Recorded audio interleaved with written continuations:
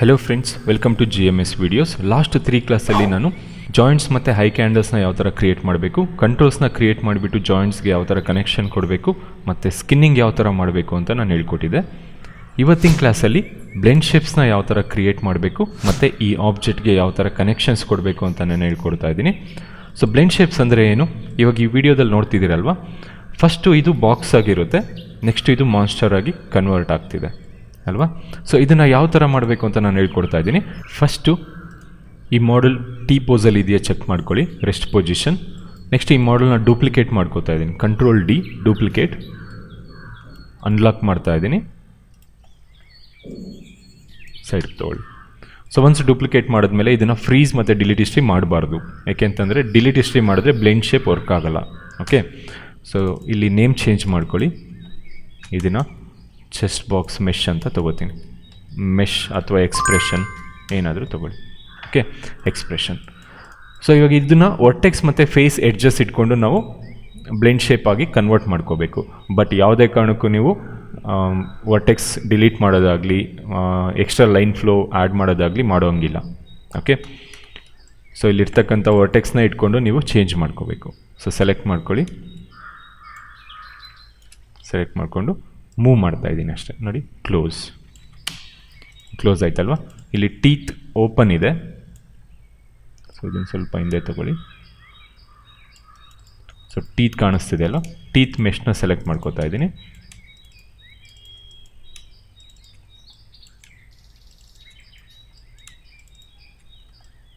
Select ಮಾಡಿಕೊಂಡು ಇದನ್ನು ಸ್ವಲ್ಪ ಹಿಂದೆ ತಗೋತೀನಿ.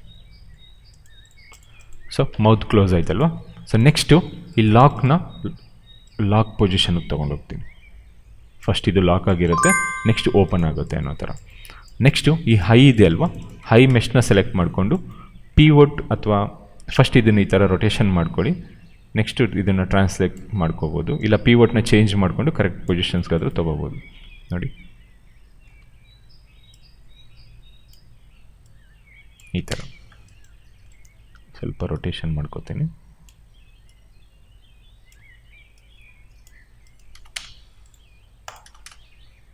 ಓಕೆ, ನೆಕ್ಸ್ಟ್ ಈ ಲೆಗ್ಸ್ ಇದೆ ಅಲ್ವಾ, ಲೆಗ್ಸು ಚಿಕ್ಕದು ಮಾಡಿಬಿಟ್ಟು ನಾನು ಒಳಗಡೆ ತಳ್ಕೋತೀನಿ. ಓಕೆ,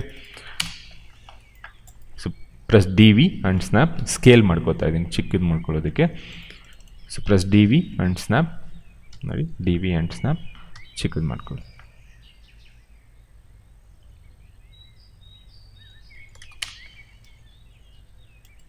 ಸೊ ಈ ಮೆಶ್ ಸೆಂಟರ್ ಪಿವೋಟ್ ಮತ್ತೆ ತೊಗೊಂಡು, ಸೊ ಇದನ್ನು ಕರೆಕ್ಟಾಗಿ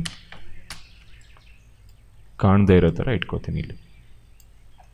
ನೋಡಿ, ಸೊ ಇದನ್ನು ಅಷ್ಟೇ ಸೆಲೆಕ್ಟ್ ಮಾಡಿಬಿಟ್ಟು ಇಲ್ಲಿ ಇಟ್ಕೋತಾ ಇದ್ದೀನಿ. So press DV and snap, ಚಿಕ್ಕದು ಮಾಡ್ಕೊಳ್ಳಿ. ಇದನ್ನು ಇಲ್ಲಿ ಪೊಸಿಷನ್ಗೆ ತೊಗೋತೀನಿ. So same DV and snap. First legs ಕಾಣ್ತಾ ಇರಬಾರ್ದು ಅಷ್ಟೇ. ಸೊ ಫ್ರಂಟ್ ವೀವಿಂದ ಮಾಡ್ಕೊಂಡಿದ್ದೆ, ಸೈಡ್ ವೀವಲ್ಲಿ ಹೋಗ್ಬಿಟ್ಟು ಮತ್ತೆ ಇದನ್ನು ಒಳಗಡೆ ತಳ್ಕೊಳ್ಳಿ. ಓಕೆ, ಲೆಗ್ಸ್ ಕಾಣಿಸ್ತಾ ಇಲ್ಲಲ್ವಾ. ಸೊ ನೆಕ್ಸ್ಟು ಇದು ಎಲ್ಲ ಸೆಲೆಕ್ಟ್ ಮಾಡ್ಕೋತೀನಿ, ಅಂದರೆ ವರ್ಟೆಕ್ಸ್ ಎಲ್ಲ ಸೆಲೆಕ್ಟ್ ಮಾಡಿಕೊಂಡು ಫಸ್ಟ್ ಇದು ಡೌನಲ್ಲಿರುತ್ತೆ, ಅಂದರೆ ಗ್ರಿಡ್ ಪೊಸಿಷನಲ್ಲಿರುತ್ತೆ.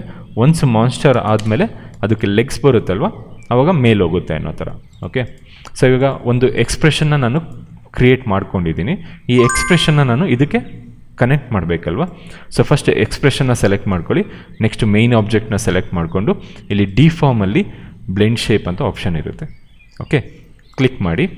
ಇದು ಒರಿಜಿನಲ್ ಮೆಶ್ಗೆ ನಾವು ಹಿಸ್ಟ್ರಿ ಕೊಟ್ಟಿದ್ದೀವಲ್ವ, ಸೆಲೆಕ್ಟ್ ಮಾಡಿದ್ರೆ ನಿಮಗೆ ಇಲ್ಲಿ ನೋಡಿ ಬ್ಲೆಂಡ್ ಶೇಪ್ ಅಂತ ಆ್ಯಡ್ ಆಗಿದೆ. ನಾವು ಚೆಸ್ಟ್ ಬಾಕ್ಸ್ ಮೆಶ್ ಅಂತ ರೀನೇಮ್ ಮಾಡಿದ್ವಲ್ವ, ಇಲ್ಲಿ ನೇಮ್ ಬಂದಿರುತ್ತೆ ಚೆಸ್ಟ್ ಬಾಕ್ಸ್ ಮೆಶ್ ಅಂತ. ಇದನ್ನು ಸೆಲೆಕ್ಟ್ ಮಾಡಿಬಿಟ್ಟು ನೋಡಿ 1 ಅಂತ ಪ್ರೆಸ್ ಮಾಡಿ ಬಾಕ್ಸ್ ಆಗುತ್ತೆ, 0 ಅಂತ ಪ್ರೆಸ್ ಮಾಡಿದ್ರೆ ಮಾನ್ಸ್ಟರ್ ಆಗುತ್ತೆ.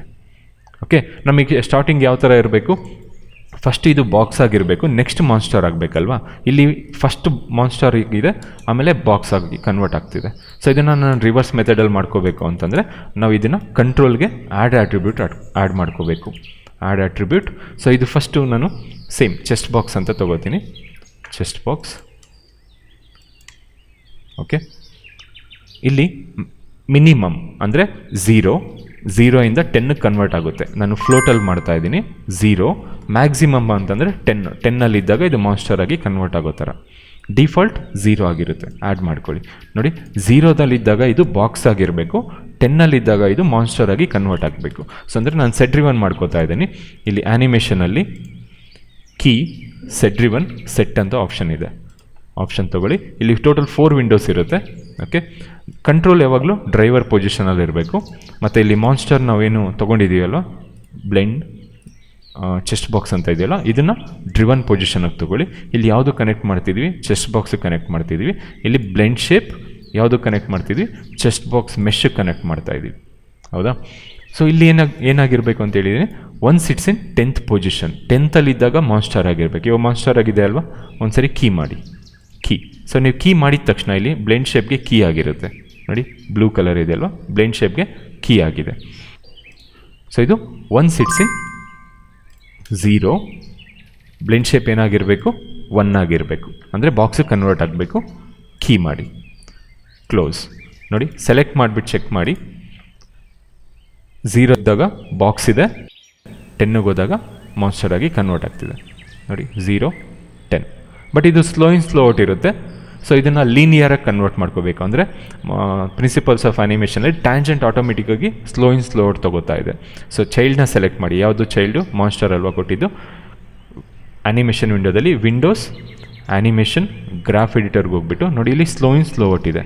ಸೊ ಈ ಟ್ಯಾಂಜೆಂಟ್ನ ಸೆಲೆಕ್ಟ್ ಮಾಡಿ, ಟ್ಯಾಂಜೆಂಟ್ಸಲ್ಲಿ ಲೀನಿಯರ್ ಅಂತ ಆಪ್ಷನ್ ಇದೆ, ಈ ಲೀನಿಯರ್ ಅಂತ ಕೊಡಿ. ಕ್ಲೋಸ್. ಚೆಕ್ ಮಾಡಿ ನೋಡಿ.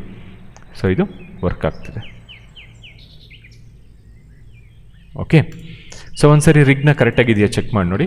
ಟ್ರಾನ್ಸ್ಲೇಟ್, ರೊಟೇಷನ್, ಸ್ಕೇಲ್ ಅಲ್ವಾ. ನೆಕ್ಸ್ಟ್ ಕಂಟ್ರೋಲ್ಸ್ ವರ್ಕ್ ಆಗ್ತಿದೆ. ಲೆಗ್, ಈ ಲೆಗ್ ಕೂಡ ವರ್ಕ್ ಆಗ್ತಿದೆ. ನೆಕ್ಸ್ಟ್ ಲಾಕ್, ನಾವು ರೊಟೇಷನ್ಸ್ ಮತ್ತು ಟ್ರಾನ್ಸ್ಲೇಟಿಗೆ ಯೂಸ್ ಮಾಡ್ತಾ ಇದೀವಲ್ಲ. ನೆಕ್ಸ್ಟ್ ಇದು ಟ್ರಾನ್ಸ್ಲೇಟ್, ರೊಟೇಷನ್. ಓಕೆ,